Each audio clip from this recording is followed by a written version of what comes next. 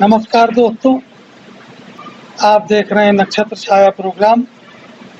नक्षत्र छाया प्रोग्राम में आप सभी दर्शकों का हार्दिक स्वागत है, अभिनंदन है। हमने पिछली वीडियो में नक्षत्रों के विषय पर बताया, नक्षत्र कितने होते हैं,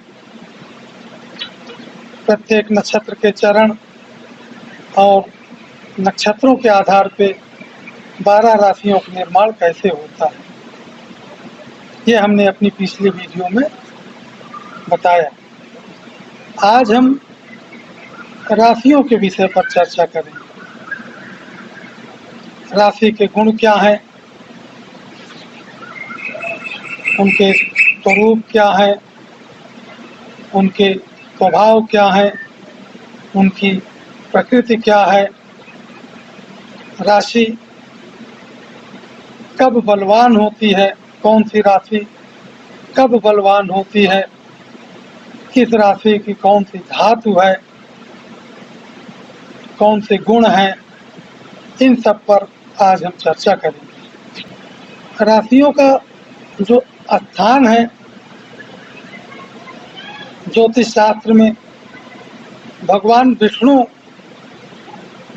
के शरीर में 12 राशियों का स्थान निश्चित किया गया है।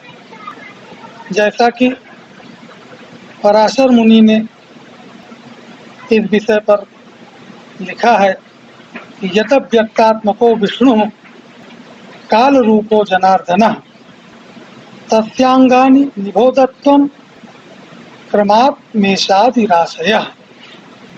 जो अव्यक्त आत्मा है, साक्षात काल के स्वरूप है, ऐसे पालनहार भगवान विष्णु के शरीर अंगों में ये मेषादि राशियां विद्यमान है। कौन सी राशि कहाँ पर विद्यमान है, इसको भगवान विष्णु के जो शरीर है, जो साक्षात काल का स्वरूप है, उनको 12 अंगों में विभाजित किया गया और हर अंग में, प्रत्येक अंग में ये मेषादि राशियों का विन्यास किया गया है। जैसे शीर्षा ननौ तथा बाहो हृत्कोड़ा कटिबस्थयः गुह्यो रुजानुयुग में वै युगले जंघ के तथा चरणौ दो तथा लग्नात् गेया शीर्षादयः क्रमात्। भगवान विष्णु के सिर पर मेष राशि का निवास है, मुख में वृष राशि का निवास है, शीर्षा ननौ तथा बाहु, और मिथुन राशि बाहु में विद्यमान है। कर्क राशि हृदय में उसका स्थान है और सिंह राशि का जो स्थान है वो पेट में है। कन्या राशि का जो स्थान है कटि स्थान। तुला राशि का जो स्थान है बस्ती। वृश्चिक राशि का जो स्थान है वो गुप्त स्थान है, योनि स्थान है। धनु राशि दोनों जंघों में विद्यमान है। मकर राशि दोनों घुटनों पर विद्यमान है और कुंभ राशि का जो स्थान है वो दोनों पिंडलियां हैं और मीन राशि का जो स्थान है वो दोनों पैर हैं। इस प्रकार से जो मेष वृष मिथुन आदि 12 राशियां हैं, वे सारी राशियां भगवान विष्णु के शरीर में बताई गई हैं। इसको हम आपको एक चित्र के माध्यम से 12 राशियों का स्थान शरीर पर कहाँ कहाँ पर है वो हम अभी देखिए आपको दिखाते हैं। इससे आपको स्पष्ट रूप से समझ में आ जाएगा। ये देखिए, ये एक मनुष्य का शरीर है। ये आप जो देख रहे हैं ये मनुष्य का शरीर है। इसमें आप देखिए जो सिर पर मेष राशि का स्थान है, जो मुख है वहाँ वृक्ष राशि को दर्शाया गया है, जो बाहु हैं वहाँ मिथुन राशि को दर्शाया गया है, और जो हृदय है वहाँ कर्क राशि को दिखाया गया है। इसी प्रकार से पेट में सिंह राशि दिखाई गई है। कटि स्थान कन्या राशि को दिखाया गया है, कमर जिसको बोलते हैं कटि कमर। और तुला राशि का जो स्थान है वो वस्ति स्थान है। वस्ति का स्थान होता है जो है मध्य भाग शरीर का, जो है जिसको नाभि स्थान बोलते हैं। लिंग से लेकर के और नाभि स्थान के मध्य भाग का जो भाग होता है उसको नाभि वस्ति बोलते हैं। वृश्चिक राशि को देखिए उसका स्थान निश्चित किया गया है। इसी प्रकार से धनु राशि है वो दोनों जंघाओं में विद्यमान है। मकर राशि है दोनों घुटनों में है। कुंभ राशि है दोनों पिंडलियों में है। और मीन राशि है दोनों पैरों में।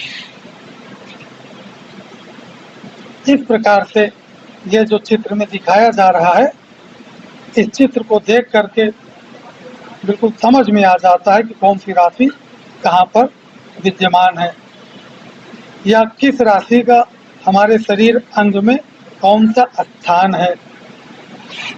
इसका ज्योतिष में उपयोग क्या है? ज्योतिष में इसका बहुत ही बड़ा उपयोग है। आगे हम जब मेडिकल एस्ट्रोलॉजी की बात करेंगे तो उसमें प्रत्येक ग्रहों से संबंधित, प्रत्येक राशियों से संबंधित जो रोग होते हैं उनके विषय में विशेष चर्चा करेंगे। अभी तो सिर्फ इतना समझना है कि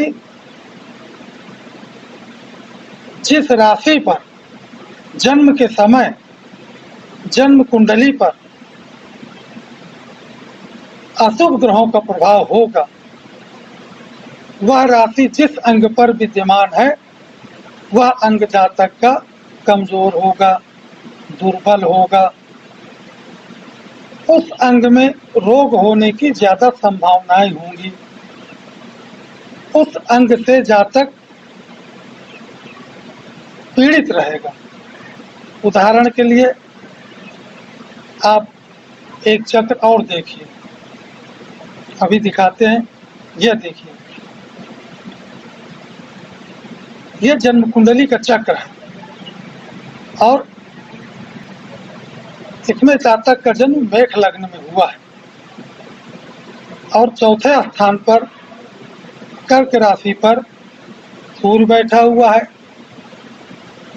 मंगल बैठा हुआ है और शनि बैठा हुआ है। तो तीनों पापी ग्रह कर्क राशि पर बैठे हुए हैं। इसका फल क्या होगा? कर्क राशि का जो स्थान है वो हृदय है। अगर कर्क राशि पर अशुभ ग्रहों का प्रभाव ज्यादा है, अशुभ ग्रहों की दृष्टि है, तब ऐसे जातक को पूर्ण संभावनाएं बनी रहती हैं कि उनको हृदय रोग से कष्ट प्राप्त हो। ऐसे लोग हृदय संबंधित रोग से पीड़ित रहते हैं। हार्ट अटैक की जो बीमारी होती है, ऐसे लोगों के लिए ज्यादा संभावनाएं बनती हैं कि उनको इस रोग से कष्ट सहन करना पड़े। जिस प्रकार से मेष आदि 12 राशियों का स्थान हमारे शरीर में निश्चित किया गया है, उसी प्रकार से जो जन्म कुंडली के 12 भाव होते हैं उन भावों के भी अलग अलग अंग निश्चित किए गए हैं और अलग अलग शरीर के अंगों का विचार उन अलग अलग भावों से किए जाते हैं। जैसे मेष राशि सिर पर विद्यमान है, मेष राशि का स्थान सिर है। उसी प्रकार से जो लग्न कुंडली का जो लग्न स्थान है, वहाँ सिर का विचार करते हैं। मस्तिष्क से संबंधित किसी भी समस्या का समाधान यदि खोजना है, तब हमको जन्म कुंडली में उसके लग्न स्थान पर विशेष ध्यान देने की आवश्यकता है। उसी प्रकार से जो लग्न कुंडली का दूसरा स्थान होता है, वो मुख का स्थान होता है। दांतों के रोग हैं, मुख है, नेत्र है, इन सब का विचार जन्म कुंडली के दूसरे स्थान से करते हैं। इसी प्रकार से जो तीसरा जन्म कुंडली का जो तीसरा भाव होता है, वह भुजाओं का होता है। वहाँ से बाहु का विचार करते हैं। जन्म कुंडली का जो चौथा भाव होता है, वो हृदय है। जन्म कुंडली का जो पांचवा स्थान होता है, वो पेट है। जन्म कुंडली का जो छठवां स्थान होता है, वह कमर का स्थान होता है।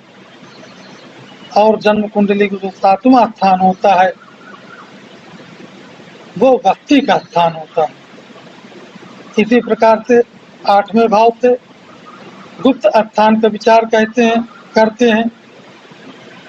आठवें भाव से गुप्त स्थान का विचार करते हैं। जो गुप्त रोग होते हैं, उनका विचार आठवें भाव से करते हैं। नवम भाव से दोनों जंघाओं का विचार करते हैं। दशम स्थान से घुटनों का विचार करते हैं। एकादश जन्म कुंडली का जो 11वां स्थान है, उससे पिंडलियों का विचार करते हैं। और जो जन्म कुंडली का 12वां स्थान है, उससे दोनों पैरों का विचार करते हैं।